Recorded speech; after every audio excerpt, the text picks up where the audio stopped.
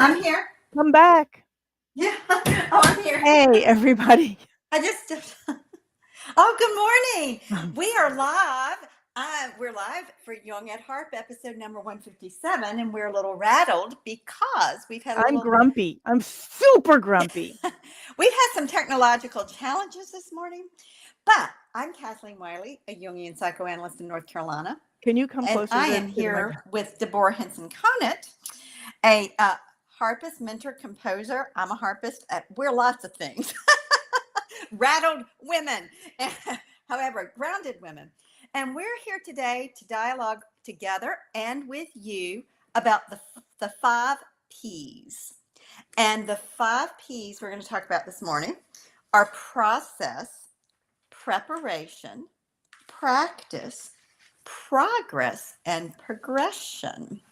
So if you all follow Deborah and I, we come together almost every week, every other week, whatever. We come together and we invite you into our dialogue. If you're on a platform live, hopefully you can join in with comments. And we explore a question. We don't come with prepared answers, but we come with lots of stirring energy to formulate a question that feels pertinent to us and to the people around us and the people that we work with. And we've been exploring, how does it that we transform? How is it that our creative self transforms self-expression? How is it that our own personal self transforms to live more authentically in every area of our life? So, DHC, do you want to talk about the 5 P's? Well, I would, and it's so, we get here at 8:30, so we'll be, completely prepared so we can start at 9:15-ish. And this morning the entire platform was completely different. And then there were restrictions on how many letters we could put in this and that. And, the greatest plans that we started out with, like, oh, well, we will talk about, preparation and progress and practice and progression and progress. And then what happened was just like, boom, um, we hit technical difficulties, which then I responded to by very much going back to my childhood, in which I was moved every year and was completely disoriented every year when we would change to a different house. I would go into a different place and everything was in a different, things were all in a different place, which is one reason why everything in my home right now is labeled. And so I think while there is a path to transformation, and we've experienced it in many ways, there's also the truth that there are things that get in our way and stop us. Now, I was really nervous this morning because, for several years, we've just been doing this and I didn't really promote it or put it in my email newsletter. And yet yesterday I put a message, or this morning actually, I put a message about this. So here we are, and I'm like, ta-da, we're going to do Jung at Harp and everybody come. And yet here we are backstage and it becomes this nightmare. So I'm really interested in how to take these ideas of preparation, practice, process, and then what happens when you've done all of that. We are prepared. We have practiced this many, many times. We do go through the progression, and yet sometimes something comes in that undermines all of that. And so, what is that last P? Presence. Presence. And I'm always, because I'm a psychoanalyst, interested in how the unconscious shows up. And this morning, the unconscious, of course, showed up at our technical difficulties, but it also showed up at the moment we went live. I was off camera. My physical presence was missing in front of the camera. I was physically present. I could hear you. And I Mhm. quickly came back to in front of the camera. But I think ultimately, presence is what we begin to consciously cultivate and have a more expanded presence when we engage with the 5 P's. And I want to give an instance an example. You know, I do an online embodiment circle, and the first 6 months are working with six very simple, seemingly simple um, body based practices. And they're so simple that I, for a lot of years in my life, easily dismissed the value of letting one of those be a practice for 30 days. Yet, what I've observed in myself and the people in the circle over the last 3.5 years is if you take 30 days to do nothing but let your practice of presence be doing a body scan, then somehow the process of the body scan prepares you because you've got a template of what to do to have a practice where then you make progress in connecting with yourself. And there's a progression in that you transform your state of consciousness. Your presence changes, the presence expands. And I believe this is what happens in music also, and in our music playing. And I know for me, with my own playing the harp, when I will engage with a process, whether it's a snippet or it's whatever it is. And I take that process and I prepare myself because I know the pattern, I know what I'm going to do. And then I practice it. And in time, I make progress. I had that experience the last 2 weeks. I've been learning, Carolyn's Farewell to music. And I've been playing it now for over a year, getting to the very last line, like the third from the last line. And I got stuck with the left hand.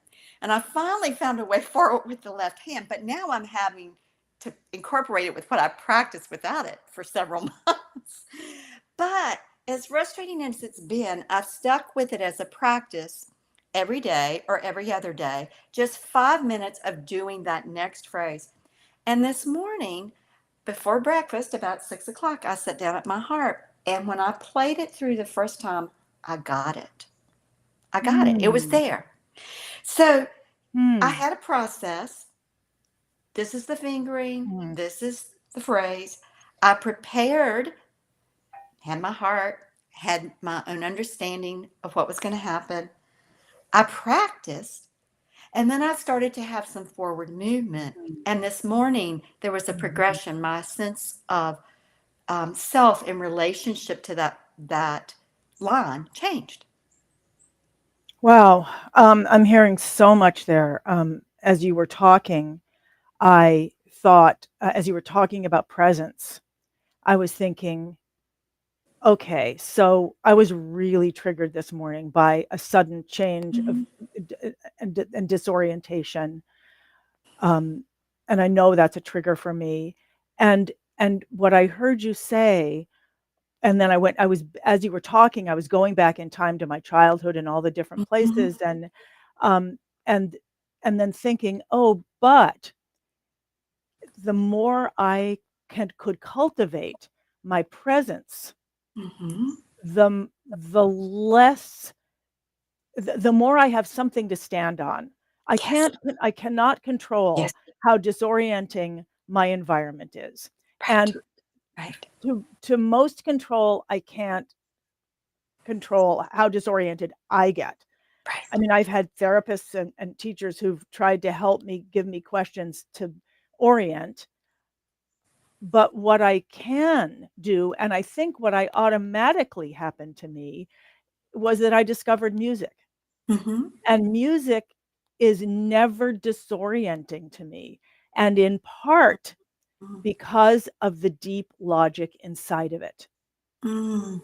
That is always there and has never changed. It's always expanded, it can alter, but the Mm. logic is always there. It's like the sound of numbers Mhm.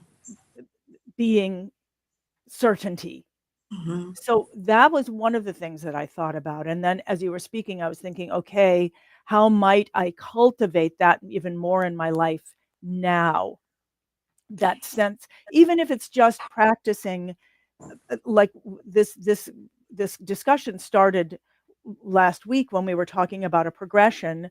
So a progression in music is a series of notes, or a series of chords, a series of harmonies, but they're not just a series. It's a series that has a meaning Mhm.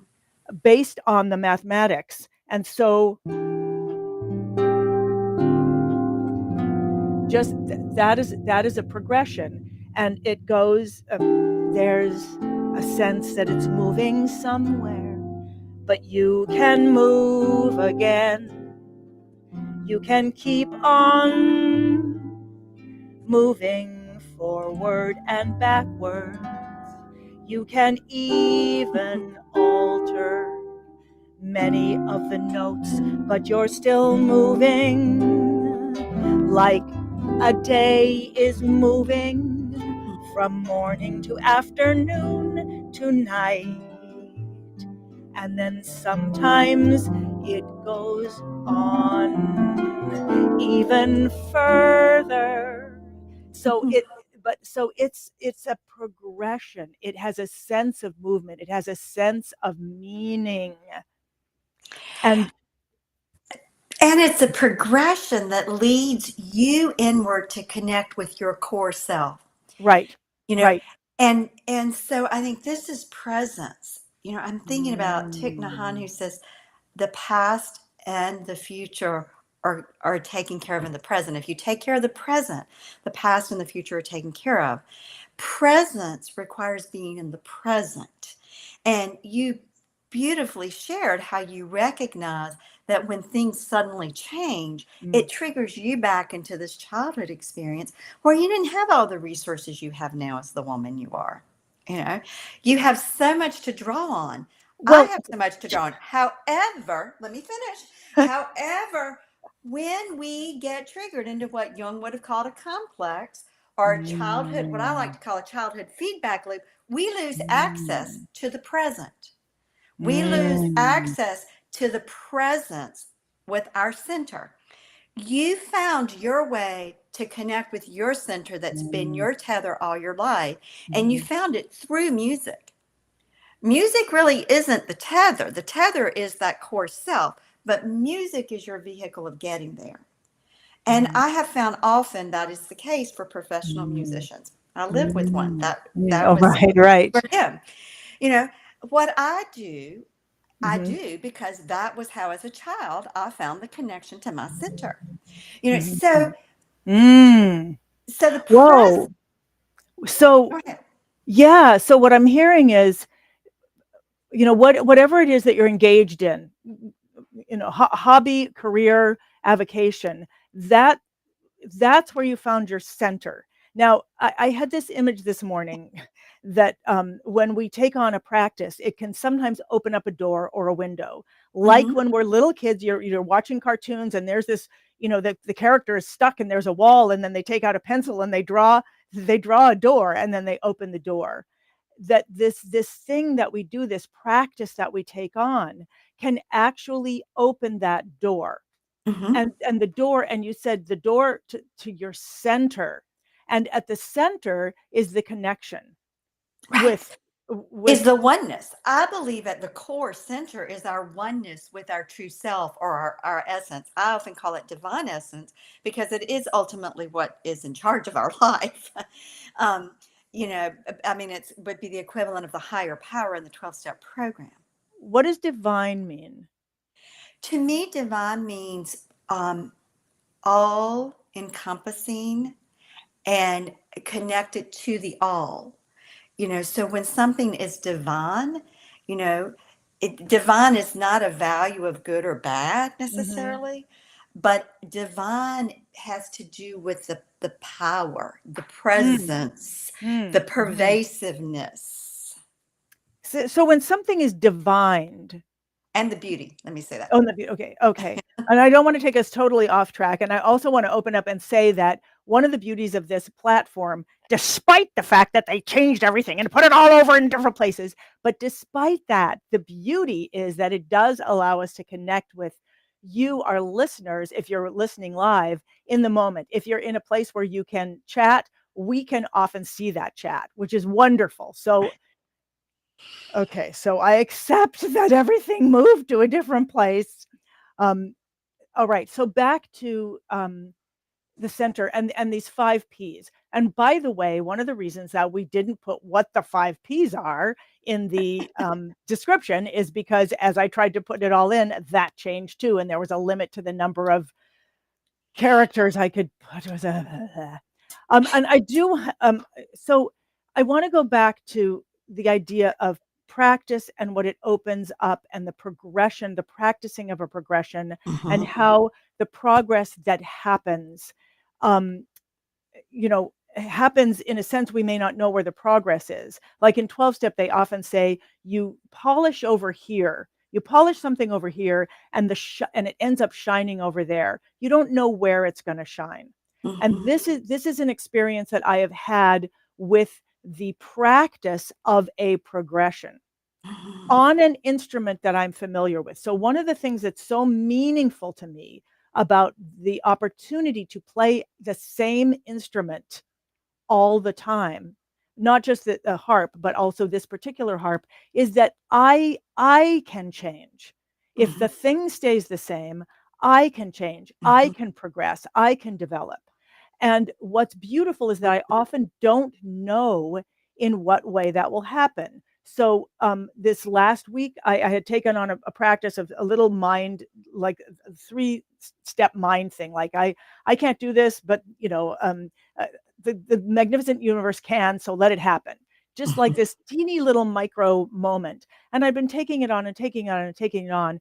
And as I was on the way to this gig I was going to, and I was nervous because I had this new car and I didn't know how I was going to get in, blah, blah, blah. And I was like, okay, in 4 hours, it's okay. I'm going to be able to relax.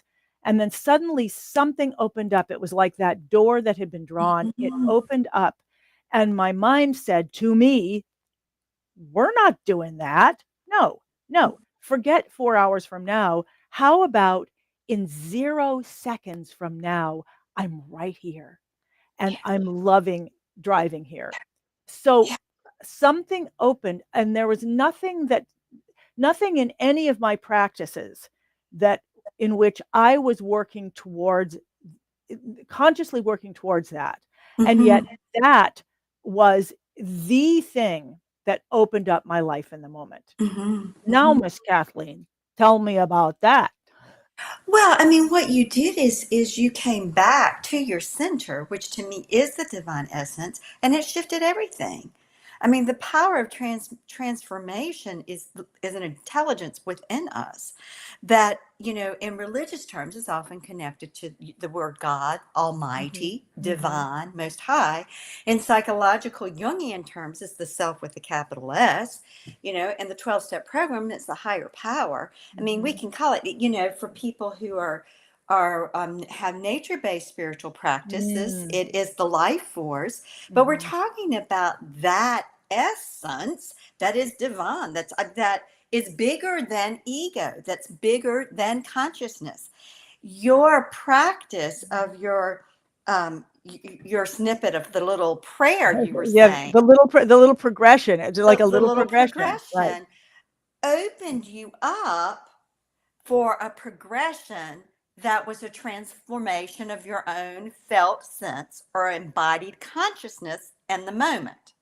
Right, and then I became super present for There you everything go. that There you go. happened, right. So, alright, so how are we doing on time Yeah, here? and we're going to have to Okay. stop in about 4 minutes. Okay, alright, okay. So what I'm hearing in whatever we do, in the preparation, in the progress, in the process, it's all about presence. So we take on what and I get it because preparation is what opens up glide. And glide is Hmm. that moment of actually being, in what you're doing. And what I'm always saying in Hip Hop Academy is, play what take on this practice, a transformational practice of doing what you can do in the moment Hmm. and keep doing it. Open it up so that it becomes that meditation. You're not trying to make it better. You're Hmm. taking on a practice rather than practicing towards something. You're taking on a practice so it gets to you. We don't know where we're going, but what I'm hearing now from you is we don't know where we're going, but we do know that we'll actually be there with our Yeah. presence. Yeah, and I mean, for me, to put it in very simple terms, the whole process of individuation from a Jungian perspective, or for me, the spiritual, true spiritual practices in the ancient mystery traditions is being consciously present to the largesse of the self, consciously present to the fact we are connected to something greater than our ego consciousness. You know, if we realize that, then in the moment something goes wrong, it's a totally different experience than when we get hijacked back to a childhood experience where we didn't have that conscious knowing. you Mm. know and this again is part of the work of individuation, is getting ourselves freed from the past so we can actually live the truth of the present, because way too often we're repeating the past in the present. Wow, as you said that, I suddenly thought of my life as an instrument and as, all the things that are in the way of me actually connecting to the strings being all that stuff, that crust that I've put on everything. Yeah. And I also got that playing it, because on a harp, as you play it, it vibrates, and as it vibrates, it actually opens up, and those things could fall away as we continue that practice. The practice itself is a practice of presence without even knowing. Right. And I would say that the preparation really is the process of becoming present to what is. And I see Victoria has a comment. Yeah. Yes, thank you, Victoria. Yeah. Presence is awareness, and our awareness paints our Yeah. reality. Being able to create our reality is powerful. So now Right. we have a couple more P's: painting and powerful. You know. Right. Yeah. Yeah. So, we're going to have to stop for today, but I'm so glad that Victoria, you and all the others joined us. We actually made it. So, thank you all for your Right. patience and waiting when we have technical difficulties showing up. um, and I want to say that my takeaway today is going to be the practice of presence. Mm. The practice of presence. Presence. Yeah. And as I'm engaging with the practice of presence, I'm going to be aware of how that is painting my reality and how that is the power that allows me to progress and transform. Wow. And I'm taking on also with this painting of reality that a progression, whether it's musical or whether it's words or poetry or movement, can become that doorway that opens me up to being able to have that awareness that becomes the paint, to paint my reality, and then yes, and to actually experience it as powerful and as vulnerable, which is one of my goals, to feel that vulnerability as well. Kathleen, thank you so much for this conversation, as always, and to listening to me break down and swear and turn into a little 5-year-old. And thank you, everybody who's listening. And thank you, Restream. Thank you for making this platform, even though you changed it. And Monica is saying, thank you, all of us, for reminding me of the Yeah. doorway to presence. I love that. The doorway to presence. Painting the doorway to presence. I love it. Kathleen, thank you. And thank you, everybody. I look forward to seeing us next week.